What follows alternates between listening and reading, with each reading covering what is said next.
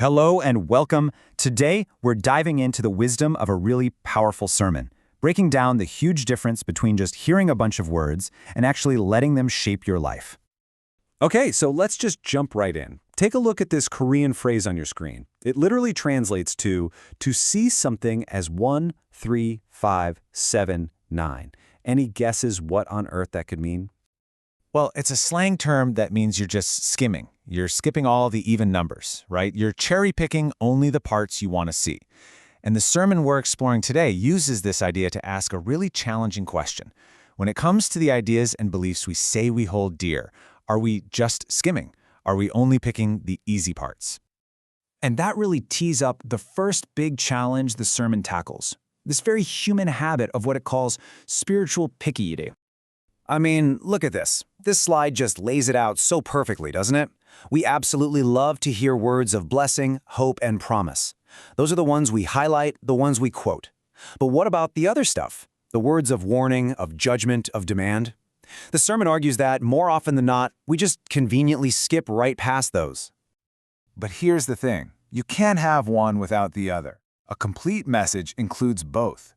The sermon reframes those tough warnings not as something to be scared of, but as a kind of loving safety device, put there to protect us.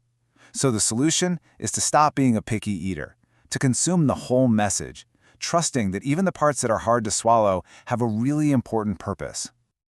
Okay, so if the first part was about what we consume, this next section is all about what we build our foundation on. Is it something solid, or is it something that's always shifting under our feet? And to get this idea across, the sermon uses this incredible metaphor from the book of Joshua, comparing two different monuments made out of stones. Each one represents a totally different way of grounding our beliefs. And this comparison is just brilliant. On one hand, you have the stones at Gilgal. They stand for those amazing, emotional, spiritual high moments and victories from our past, and they're powerful. But the sermon warns us that feelings fade. Then, on the other hand, you have the stones at Mount Ebal. These stones had the law, the actual text written on them. This represents a foundation that doesn't change. It doesn't care about your mood or your circumstances. It's just there, constant, reliable. So it really makes you stop and ask yourself, right? Is my foundation built on the memory of a feeling that can come and go, or is it built on an unchanging text that I can always come back to? All right, so far this has all been about our internal world, what we choose to focus on and where we build our foundation. Now the sermon pivots and looks outward, at how we communicate our beliefs to others, and this is where it gets into the huge danger of the double message. And a double message is, well, it's pretty much exactly what it sounds like. It's that massive, jarring gap between what someone says they believe and what they actually do. It just creates confusion, and honestly, it completely tanks the credibility of their words. The sermon gives this perfect, almost painfully relatable example. Picture this. A parent sits their child down and gives them a big speech about how important honesty is. That's step one, the words. But later that day, the child overhears that same parent telling a little white lie on the phone to get out of doing something. That's step two, the action. So what's the real message the kid learns? Not the speech. They learn that honesty is something you can just switch on and off whenever it's convenient. Man, and this idea is captured so beautifully in a Korean proverb that the sermon shares. It basically says that a child doesn't learn from what a parent says to their face, they learn from watching their parents' back, from watching what they do when they think no one's paying close attention. Our actions are the real sermon. So the big takeaway here is that our lives are basically on the air 24/7, constantly reading a message to everybody around us. The goal, the challenge, is to get to a place of integrity where the reading of our life perfectly matches the words coming out of our mouths. A single, clear, unified message. Now you might be hearing all of this, consume the whole message, build on the text, live with perfect integrity, and it can start to feel a little heavy, right? Maybe even like a huge burden. Well, the final part of the sermon tackles that exact feeling head on. It totally acknowledges that living by a strict set of principles can feel like a drag sometimes.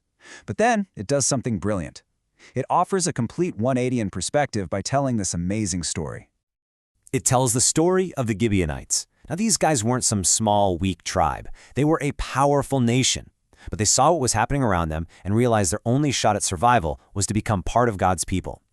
So they risked it all. They put on old clothes, packed moldy bread, and tricked the Israelites into a peace treaty, even agreeing to become their servants, just for a chance to be included. And that is the punchline. For the people who were born into this community, living by its rules might have felt like a burden sometimes. But for the Gibeonites, this exact same way of life was a life-saving privilege they were willing to do anything to get. It's all about your perspective. And that's the sermon's big point for us. For many, having access to these guiding principles isn't something we had to fight and claw for like the Gibeonites did.